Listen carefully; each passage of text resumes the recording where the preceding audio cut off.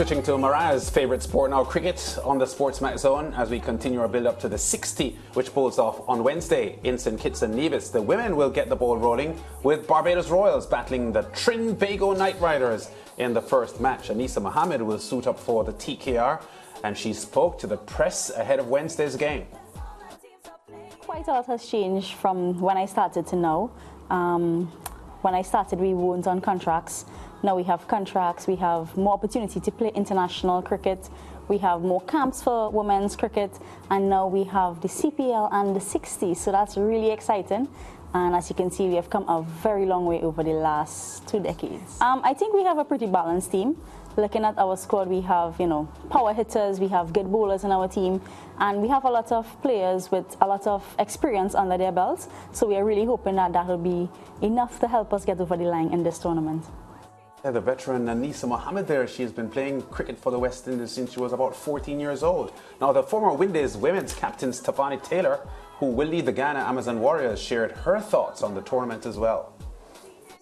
We have to make sure that, we're on point. Because, even with the 60, you have, there's only 6 batters. So you have to make sure that, all your batters get that opportunity and to face as much deliveries.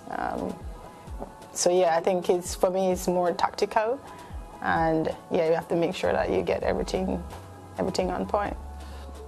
Stephanie Taylor now. The men will have to wait until Thursday to get on the field, but the media got a chance to talk to the St Lucia Kings batsman Johnson Charles. Incredible. You could think of it that way. Imagine you've been gone for like 3 years, going to the military, and you're coming back home. That's how it feels. Feels very good. Feels great. What am I looking for? I'm looking to get out of this the most runs, as any batter would look to get. The most runs in the tournament. I'm looking to, pick up a great string of form. Definitely, as a wicket-keeper batsman, wicket-keeping wise, look to get most dismissals. That would be one of the goals. And it's just about, just keeping that the run flow coming. I'm not really worried about World Cup. If I do what I have to do and I get the results and reach my goals, then definitely that would take care of itself. So I'm not worried about World Cup. I'm just looking to do very well and finish this season at the top of the table. Yeah, and based on Johnson Charles's batting style, I would suggest that he should enjoy the 60. Yeah, and I think a lot of our Windies players will enjoy the 60 because, as I said yesterday, it involves hitting a lot of sixes. And remember what Chris Gayle said, if you hit enough sixes, you can unlock a 3rd power play. And that's exactly what I want to see. Yeah, so with that, who are we forecasting to win? The 60? Mm-hmm. Which one of the teams has the most amount? Well, I mean, I don't pick based on that. I just pick based on which team I like. Mm-hmm. But if you were to think about power hitters, I don't know. Maybe TKR, they'll have the most amount of. Come on, Mariah, be original. I mean, it's always going to go back to TKR for you. TKR. Yeah, but George, to be fair, they now have Andre Russell as well. The thing is, I'm trying to be logical. It's just unfair that, to be honest, Trinbago Knight Riders have a lot of the big hitters. Sunil Narayan is somebody who, tends to open for KKR. He knows how to hit 6s and 4s. Let's talk about captain Karen Pollard. When he gets off, remember those 6 6s that we saw? And did you see Pooran on Sunday? And let me just say, your Andre Russell is now our Andre Russell. So I'm just thinking based on that. I mean, if you can counter that argument with another team, then by all means, fight. TKR. On paper, the Knight Riders look awesome. But you know what has happened with the women's side, though, George? Mariah has left the TKR. Yes, because her sister has moved. Karishma Ramarak is playing for the Ghana Amazon Warriors. Right, and I also think that the Ghana Amazon Warriors have a massive chance because, as you saw, Stephanie Taylor is at the helm. They brought in Ayabunga Kaka. Who else they have? Atapatu from Sri Lanka. Right, and there's a conversation that, she might open the batting. So, it's just so much excitement. But don't get me wrong, Deandra Dottin, who I also have a lot of love and time for, she'll be opening for TKR as well. So, I mean, anything. George, I'm consistent. I'm with TKR right through, men and women. Because you don't have any sister or brother in any other team. So you think that would influence me? Yes. You know me, and you think that would influence me? my God. Well, I can't be sitting here and telling tales on the show when I do know that I will be supporting Karishma when tomorrow comes on.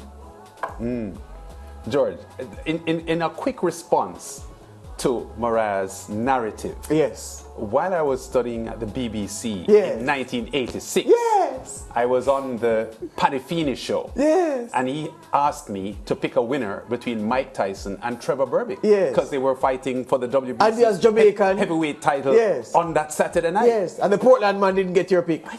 I said Mike Tyson. You know why, I said right? Mike Tyson. But this is why they tell you that you're not Jamaican and that you don't belong. This is why. So who won the fight, Mariah? Who do you think won the fight? Tyson. Okay.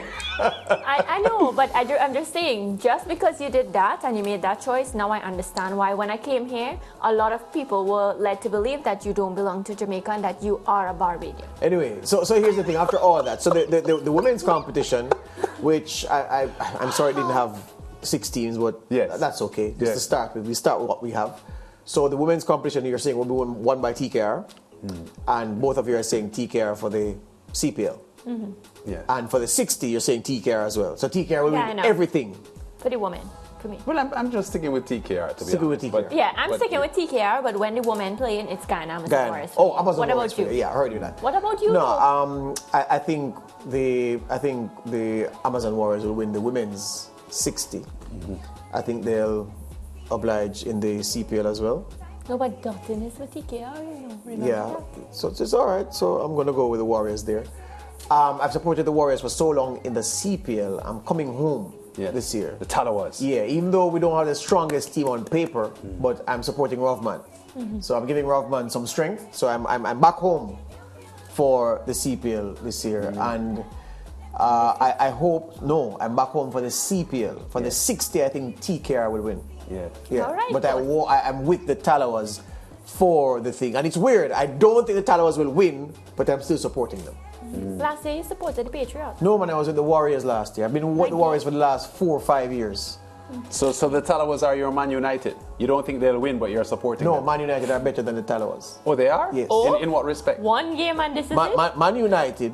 Man United, in terms of branding, Man United are what TKR is. Okay. Fair Yeah. enough. Oh? Yeah. Fair Yeah. enough. Even though recent history would challenge that, George, but I take the point. No, but still. Yes. Still. Traditionally. If the world were to end tomorrow, Yes. and before the world ends, you were to sell every one of these EPL clubs to the race or the species that would take over after all of us, Man United would be the most expensive one sold. That tells its own story. Yeah. If you were to sell all of the cricket teams, West Indies wouldn't be the one fetching the top dollar. But Man United would. That proves Man United's enduring allure. Argument done. Yeah, happy done. Let's continue though. We're staying with cricket on the SportsMax Zone. And 2 weeks ago, West Indies coach Phil Simmons shared his anguish at not being able to pick his best team for international duty because of their commitments outside of international cricket. In an interview with ESPN Cricket Info, Simmons said, "It hurts, there's no other way to put it, but what can you do? I don't think that I should be begging people to play for their countries. I think if you want to represent West Indies, you will have to make yourself available. Life has changed in that people have the opportunities to go different places, and if they choose that over West Indies, that's just how it is." Well, hard-hitting all-rounder Andrew Russell took to Instagram where he made a post saying, "I knew this was coming, but I'm going to stay quiet." Completed with 4 angry emojis. Now, the 34-year-old later deleted the post, but in a subsequent interview with his former skipper, Darren Sammy, Russell said this: "I'm going to be quiet because at the end of the day, we had a discussion and the discussion was very clear. So now making me look bad, throwing me under the bus, I was expecting it. I'm going to stay quiet, Darren, to be honest." Georgian Lands, there's more. "I also want to play and give back.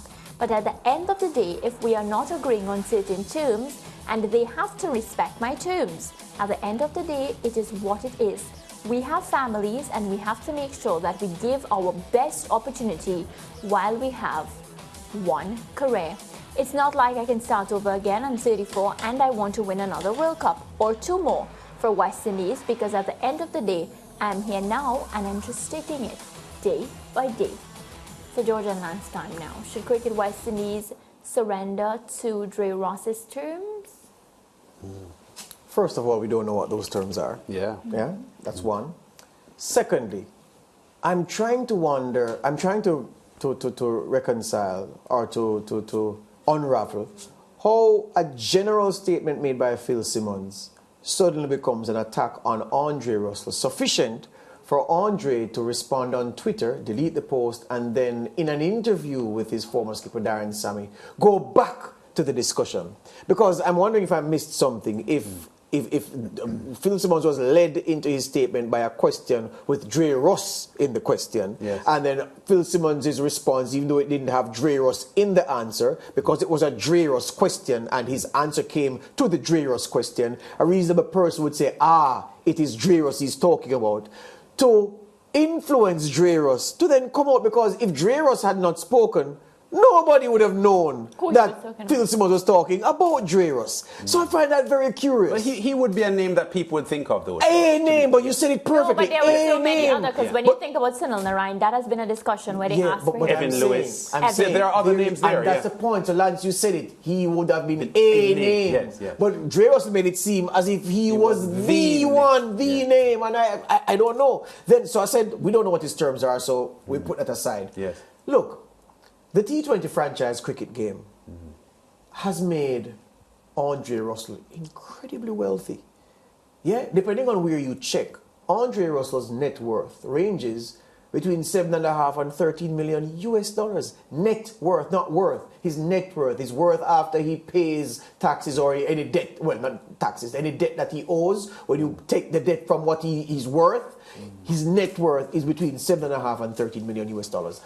The disproportionate amount of that net worth was acquired through his abilities as a franchise cricketer going around the world. So the man has a right to protect his breadbasket. Yeah, that said, his commitment to West Indies, there was a time when his commitment to West Indies was strong. Don't forget, Andre Russell left his inaugural contract in the Big Bash to go on West Indies duty so that he could, of course, matriculate for the subsequent World Cup that was coming. But there's a point to be made that he still cut short a Big Bash, his debut season in the Big Bash, to go to represent his country. So the man has shown commitment in the past. So now if he feels at this stage of his career that, look, I need to work out an arrangement with you where I can go forward, that's fine. West Indies cricket, on the other hand, is obliged to say, well, we won't pick anybody with whom we have to work out an arrangement with. So I don't see any reason why Cricket West Indies and Dre Ross can't be happy together. Yeah, part of my issue with this, though, as you correctly pointed out, I don't know what his terms are. So I would need to know that to have a thorough discussion on this. But when he says things like, I'm 34 years old and I have to think about my life after cricket and so on, this issue with Andre Russell and availability for West Indies cricket started before he was 30 years old. Yeah. He was in his 20s when, having said that, he had a very dodgy knee, which affected him very badly. I remember Clive Lloyd wanting him to play Test cricket and ODI cricket, and he was suggesting that his knees wouldn't hold up. So, you know, he was given some kind of a pardon because of that knee problem. We have to remember, too, the one-year ban that he had gotten from the whereabouts anti-doping infringement, which he recalls was a period in his life where he recognized the importance of the KKR, because he said as soon as his one-year ban started, and he was looking now in 1 year of not earning and playing what he training does. or anything. KKR called him immediately and wanted to sign him up after his 12-month suspension had ended. So that is a good look for him. As a professional, I could tell if I was in his position, I would feel almost indebted to the KKR to be looking out for me. Obligated, you know, given the fact that I was heading into a one-year ban, and they were looking beyond that and willing to embrace me. A lot of West Indies cricketers don't have those things to say about Cricket West Indies. So Andre Russell has his life to live. I don't want to sit here and criticize him.